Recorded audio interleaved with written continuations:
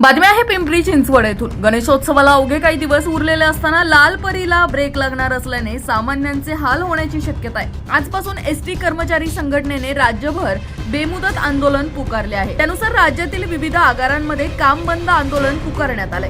आर्थिक बाबी खासगीकरण अशा विविध मागण्या विधानसभेची आचारसंहिता लागण्याआधी मान्य करा असा इशारा देत एसटी कर्मचारी संघटनेने बेमुदत संप पुकारलाय।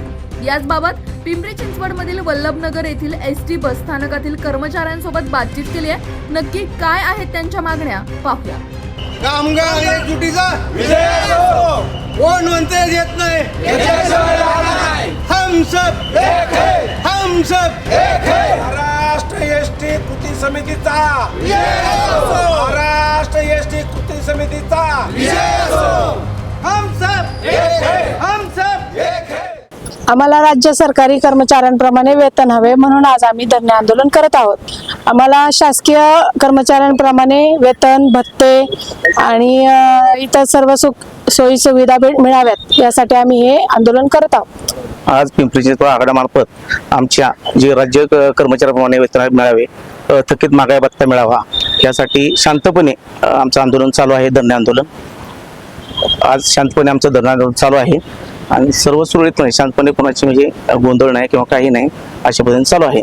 तर आमच्या शासनाला एकच विनंती आहे की आमच्या मागण्या आमच्या संघटनेचे जे प्रतिनिधी आहेत कृती समितीचे त्यांच्यासमोर चर्चा करून मागण्या मान्य व्हाव्यात हीच शासनाला विनंती आहे। शासनाप्रमाणे वेतन मिळावे, थकीत महागाई भत्ता, कॅशलेस मेडिकल कॅशलेस योजना ह्या मागण्या आहेत आमच्या।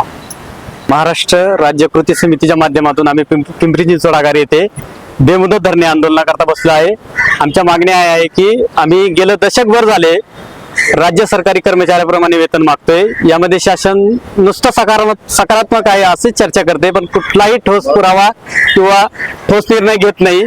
एक संप किंवा धरणे आंदोलन झालं तर अशा प्रकारची वेतन वाढ देते की त्याचे बीज दुसऱ्या संपाचे रोवले जातात, त्यातून ते दुसरं धरणे आंदोलन किंवा संप उभा राहतो।